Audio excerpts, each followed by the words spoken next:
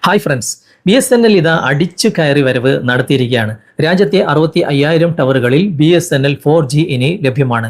1,00,000 സൈറ്റുകൾ ഉടൻ തന്നെ ലഭ്യമാക്കുകയും ചെയ്യും. ഇന്ത്യയിലെ 65,000 സൈറ്റുകളിൽ BSNL 4G സേവനങ്ങൾ ലഭ്യമാക്കിയിരിക്കുന്നതായിട്ട് കമ്പനി ചെയർമാൻ അറിയിക്കുകയും ചെയ്തിട്ടുണ്ട്. 2025 വർഷത്തോടെ ഇത് 1,00,000 വർദ്ധിപ്പിക്കുകയാണ് ലക്ഷ്യം.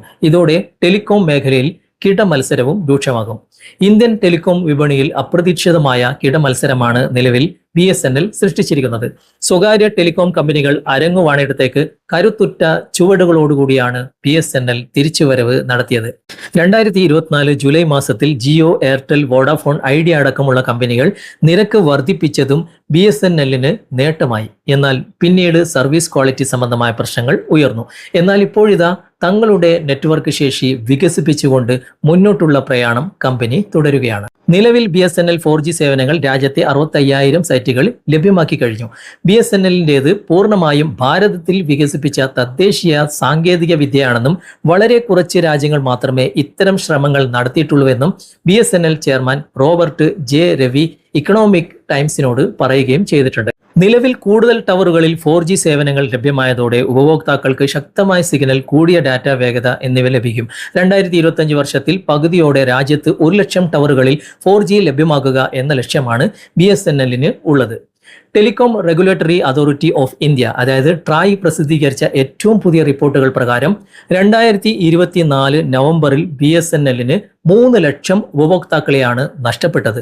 തുടർച്ചയായ കോൾ ഡ്രോപ്പുകൾ, ഡിസ്കണക്ഷൻ അടക്കമുള്ള കണക്ടിവിറ്റി പ്രശ്നങ്ങൾ മുതലായവയാണ് പല ഉപഭോക്താക്കളെയും BSNL വിടാൻ പ്രേരിപ്പിച്ചതെന്നും റിപ്പോർട്ടുകൾ പറയുന്നു.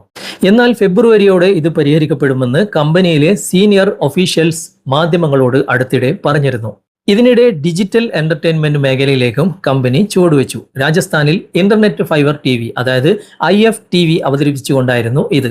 മധ്യപ്രദേശ്, തമിഴ്നാട് എന്നിവിടങ്ങളിൽ ഒരു പ്രൈവറ്റ് പ്രോഗ്രാമായി അവതരിപ്പിച്ച ഈ പദ്ധതി വിജയത്തിലെത്തുകയായിരുന്നു. പഞ്ചാബ്, ചണ്ഡീഗഡ്, ഗുജറാത്ത് എന്നീ സംസ്ഥാനങ്ങളിലും IFTV ലഭ്യമാണ്. നിലവിൽ IFTV സേവനങ്ങൾ പല സംസ്ഥാനങ്ങളിലേക്കും BSNL വ്യാപിപ്പിക്കാൻ ഒരുങ്ങുകയാണ്. തടസ്സങ്ങൾ ഏതുമില്ലാതെ ടെലിവിഷൻ സ്ട്രീം ചെയ്യാൻ ഉപഭോക്താക്കൾക്ക് സാധിക്കുന്നതാണ് പ്രധാന നേട്ടം.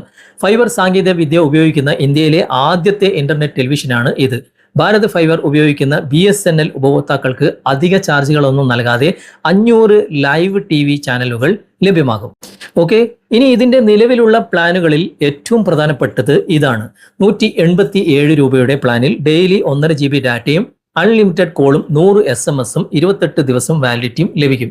ഇനി 485 രൂപ റീചാർജ് പ്ലാനിൽ ഡെയിലി 1.5 GB ഡാറ്റയും അൺലിമിറ്റഡ് കോളും 100 SMS-ഉം 82 ദിവസം വാലിഡിറ്റിയും ലഭിക്കും. 399 രൂപ റീചാർജ് പ്ലാനിൽ ഡെയിലി 1 GB ഡാറ്റയും അൺലിമിറ്റഡ് കോളും 70 ദിവസം വാലിഡിറ്റിയും ലഭിക്കും. പിന്നെ കോളുകൾക്ക് വേണ്ടി മാത്രമുള്ള പ്ലാനുകളും ഉണ്ട് കേട്ടോ. ഞാൻ ഈ പറഞ്ഞിട്ടുള്ള പ്ലാനുകളിൽ സ്ഥിരമായി റീചാർജ് ചെയ്യുന്നവർക്ക് കൃത്യമായ ഡാറ്റയും വാലിഡിറ്റിയും ലഭിച്ചിരിക്കും. മറ്റുള്ളവർക്ക് ഇതിൽ ചില ഏറ്റക്കുറച്ചിലുകൾ വരാൻ സാധ്യതയുണ്ട്. ഓക്കെ, അപ്പോൾ ഇനിയും ഇതുമായിട്ട് ബന്ധപ്പെട്ട പുതിയ അപ്ഡേറ്റുകൾ വരാനിരിക്കുന്നതേ ഉള്ളൂ. നമുക്കെല്ലാവർക്കും കാത്തിരുന്ന് കാണാം. ഈ വീഡിയോ ഞാനിവിടെ തൽക്കാലം വൈൻഡപ്പ് ചെയ്യാണ്.